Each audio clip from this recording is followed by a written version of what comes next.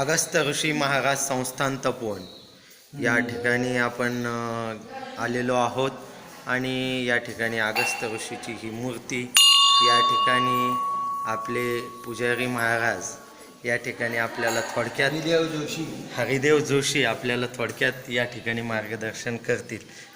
गुरुजी या समोर या. जोशी महाराज हे मूळचे काशी येथील राहणार. इथे त्यांचे शिष्य विंध्य पर्वत आणि ते नारद पृथ्वी तलावर फिरता फिरता स्वर्गात गेले आणि त्यांनी त्या मेरू पर्वताची पूजा होत असलेली पाहिली. देव लोक पूजा करतायत. त्यांना वाटलं की आता इथं कळलं माझ्याकरता चांगलाच चान्स आहे असा विचार करून काय केले, लाले पृथ्वी तलावर आणि कुणाला भेटले तुमच्या विंध्य पर्वत जो त्या अगस्त ऋषींचा शिष्य होता त्याला भेटले म्हणे. स्वर्गामध्ये मेरू पर्वताची देवलोक पूजा करतायत आणि तू इतकं मोठं तुझ्याकडून सूर्याचा उदय होतो तरी तुझी कुणी पूजा करत नाही असं म्हटल्याबरोबर आणि त्याला गर्व आला की खरोखरच नारद म्हणतायत हे खरं समजून आणि तो उंच वाढला गगनात चंद्र सूर्याची गती खुंटविली. मग पुढं काय झालं, संकटी पडले देवगण ऋषी मुनी गो ब्राह्मण स्नान संध्यादिकावण कर्मे बंद पडलेली.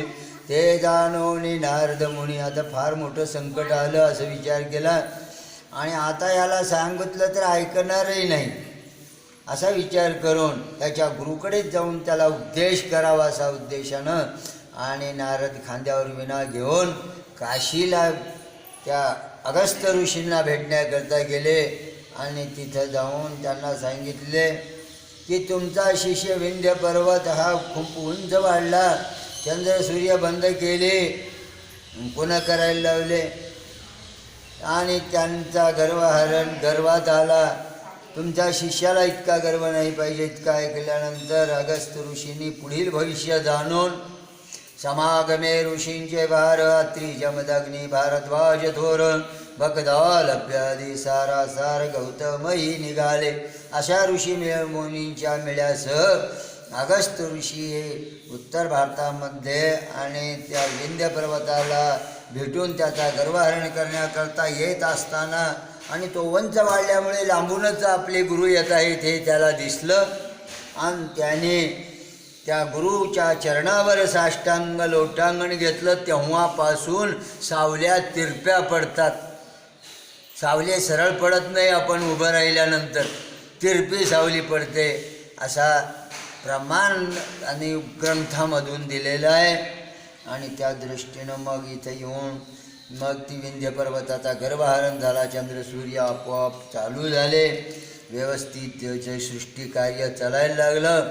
नंतर अगस्त ऋषी पुढं आले. तपोवन दंडकारण्य म्हणजे आजचा जो महाराष्ट्र आहे इथे आले आणि त्यांनी येऊन इथे कुंडलिका नावाची नदी आहे तिथं स्नान केलं आणि विश्वेश्वराची भक्ती करीत होते त्या काशीमध्ये. तसंच इथं वडाच्या झाडाखाली त्या विश्वेश्वराचं आणि तपश्चर्या करण्याकरता त्या झाडाखाली बसले असता काशीचे विश्वेश्वर त्यांच्या ध्यानी आले आणि त्या विश्वेश्वराने विचारले काय संकट आहे विचारल्यानंतर आणि नंतर त्यांनी त्या अगस्त ऋषीला आपला आत्मलिंग दिलं आणि त्याच आत्मलिंगाची या तपोवनमध्ये स्थापना केलेली आहे. ते आत्मलिंग इथं विश्वेश्वर या नावानं नसून अगस्त ऋषी करता तो महादेव आला, तो विश्वेश्वर आले म्हणून त्यांना इथे अगस्तेश्वर असं नाव दिलेलं आहे. आणि इथे आलेल्या लोकांचे व्याधी पीडा रोग दुःख नाहीसे होतात. तो श्रीफळाचा होम होतो. दर अमावस्येला यात्रा भरते. अनेक भक्त या संस्थानामध्ये येतात आणि त्यांच्या मनोकामना पूर्ण ऋषी महाराजांच्या कृपे करून होतात. अशा प्रकारे अगदी संक्षिप्त या ऋषी महाराजांचे चरित्र आहे. Thank you very much. आपण साधारणतः किती वर्षापासून इथं पूजा आरती करताय? 28-30 वर्षापासून मी पूजा आणि आरती करतो. मी आल्या उघडं झाड असतानापासून आणि आता नंतर जीर्णोद्धार झाला, फार मोठं भगवंताची मूर्ती आणली, राम लक्ष्मण सीता या सर्वांच्या मूर्ती आणि मंदिरं वगैरे जवळपास 1-1.5-2 कोटीच्या जवळपास ते वास्तू उभा राहिलेला आहे आणि भरपूर भक्त दर अमावस्येला दर्शनासाठी. आपण इकडे जाणारच आहोत. तत्पूर्वी या ठिकाणी बऱ्याच वर्षापासून या आजीबाई येतात, त्यांच्याशी आपण बोलणार आहोत. आजीबाई, तुम्ही किती वर्षापासून येता इथं? तुमच्या आधी देवाप्पा याच्या आधी 5-6 वर्षांनी येते. मी तर काही नव्हते. बरं. म्हणजे इथं काही नव्हतं. आणि तुमचे व्याधी पीडा रोग भय दुःख निवारण या ठिकाणी ऋषी कृपाचे आशीर्वादन होतंय का? आशीर्वादन होतं. बरं बरोबर कामे केले बाबा. ओके. या ठिकाणी ग्रामस्थ पण येतात, भरपूर शिष्यगण पण आहेत या ठिकाणी आणि लहान मुलं बालगोपाळ पण या ठिकाणी उपस्थित आहेत. या ठिकाणी अजून एक ऋषी भक्त या ठिकाणी आहेत. तुमचं नाव काय? संभाजी शिवानंद कल्याणी. बरं. आपण कुठून आलात? नांदेड जिल्हा मुगट. बरं. नांदेडहून सुद्धा इथं भक्त येतात. अशा पद्धतीचं या ठिकाणी ऋषी महाराजांचं कृपा आशीर्वाद आहे. काय बोलणार आहेत आजी, काय सांगा. बोलणार आहे? नादर चाललं. देवबाप्पाचं चांगलं केलं. देवबाप्पा बिली नादर भक्ती करते. बरं. समजे मंडळीला गुण आले. चांगलं झालं, चांगलं चाललं गोष्टी. या ठिकाणी आपण कार्यकारी मंडळाकडे जाणार आहोत. या ठिकाणी कार्यकारी मंडळ आहेत.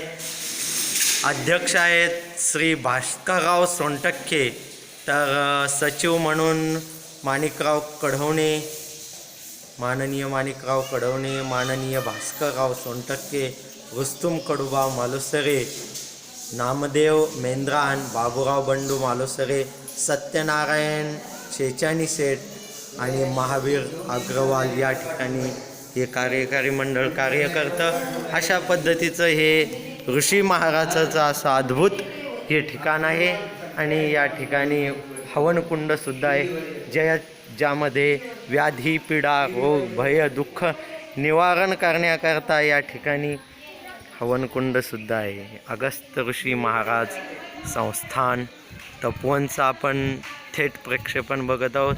ही 3 मजली उंचच्या उंच बिल्डिंगसुद्धा या ठिकाणी आहे. या ठिकाणी भरपूर सही जागा या ठिकाणी आहे. समोर राम मंदिर आहे.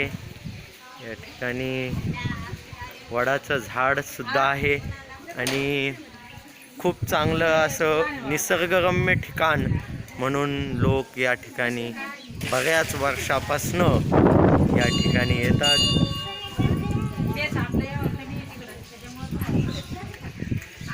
खूप चांगलं ठिकाण या ठिकाणी आहे आणि खूप छान वाटलं इथं येऊन. लोकांना पण छान वाटतं. खूप छान असं ठिकाण या ठिकाणी आहे. Thank you very much. धन्यवाद.